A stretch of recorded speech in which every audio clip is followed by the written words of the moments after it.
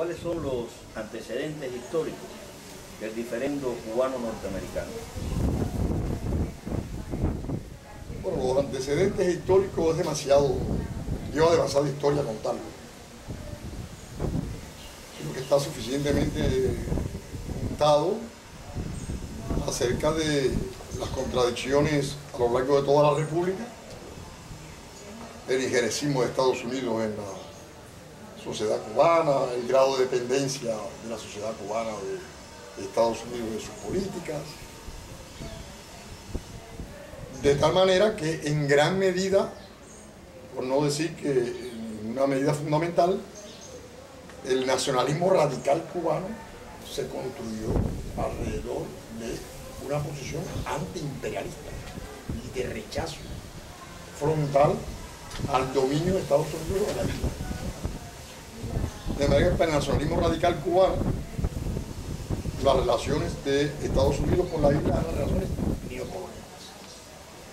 Y insisto en lo del nacionalismo radical cubano porque creo que es la principal corriente político-ideológica que va a influir en la nueva generación que enfrenta a Batista durante su periodo dictatorial de los años 50 y que también en gran medida alimenta la búsqueda de un socialismo autóctono cubano durante los años 60. Después, ¿qué pasa? O la política de Estados Unidos hace la revolución cubana también está ampliamente documentada. Desde que trata de estorbar el acceso de las fuerzas rebeldes a constituir gobierno desde el comienzo de la revolución, más toda la política tendente a abortar la sobrevivencia del gobierno revolucionario y la estabilización de este y eventualmente que este pueda llevar a cabo cada una de sus políticas, de sus estrategias. Y se sabe también que todo lo que Estados Unidos hizo al respecto, que tiene que ver con la política de hostilidad, que tiene que ver con las campañas en contra, que tiene que ver con las medidas de restricción económica, que tiene que ver con el bloqueo económico, que tiene que ver con la invasión de Girón, que tiene que ver con la crisis de octubre, que tiene que ver con las innumerables operaciones encubiertas contra el gobierno cubano y sus personeros. Está suficientemente documentado, incluso por los Estados Unidos. Ya hace rato que eso dejó de ser de fuentes cubanas y pasó a ser documentación revelada por los propios mecanismos federales que han puesto en evidencia cuál ha sido la política de Eisenhower hasta ahora, en la cual Estados Unidos aparece contundentemente opuesto a la existencia de el régimen cubano surgido de la revolución. Aunque este régimen haya tenido el apoyo mayoritario de la población, aunque se haya legitimado a lo largo de los años, aunque esté basado en un orden constitucional, etc., eso no importa. De manera que Estados Unidos ha rechazado el reconocimiento de la legitimidad de la revolución cubana, ha rechazado toda la fuente de derecho y el ordenamiento surgido de esa revolución, y todas las administraciones han coincidido en la misma política.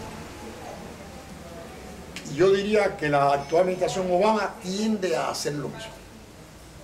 Para que la pregunta que uno tiende a hacerse es cuáles son las razones más profundas que hacen que tantas administraciones en distintos momentos de esta historia han reiterado, inclusive recrudecido, su política de hostilidad hacia la revolución cubana, el régimen cubano, el ordenamiento político, con todas las manifestaciones que sabemos: siempre amenaza militar latente, aislamiento político, campaña política ideológica masiva e internacional, acciones subversivas, la panoplia que forma parte de esta política hacia Cuba.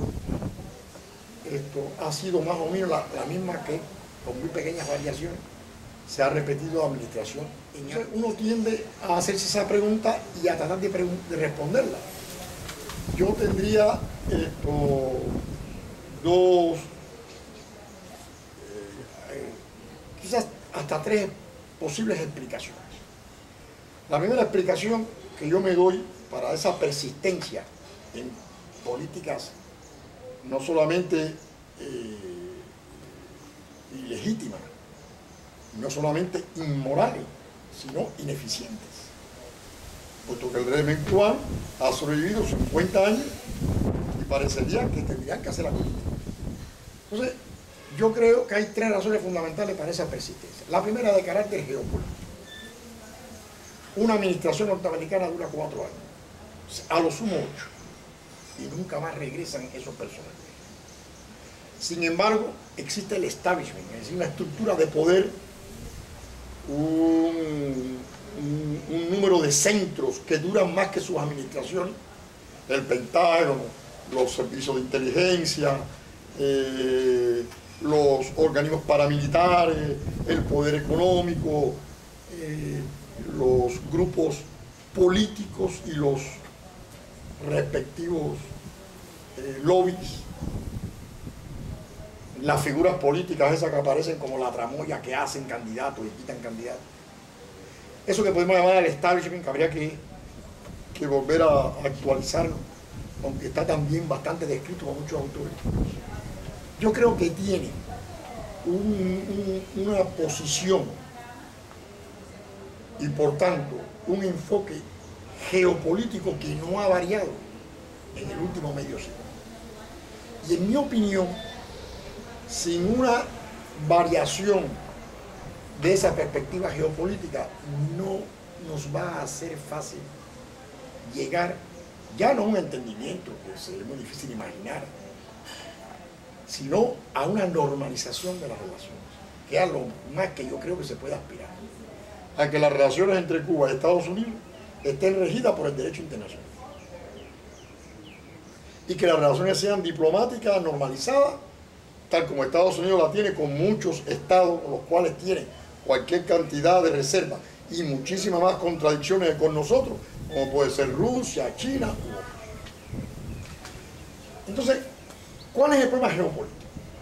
Aquí entra el tema Cuba, 90 millas, Cuba en la cuenca del Caribe. La cuenca del Caribe ha sido el motivo del 70% de las intervenciones directas de Estados Unidos en su historia.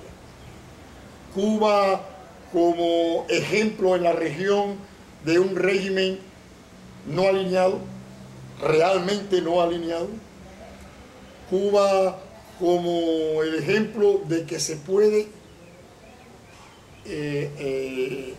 tener una alternativa de sociedad por fuera del visto bueno de Estados Unidos, etc.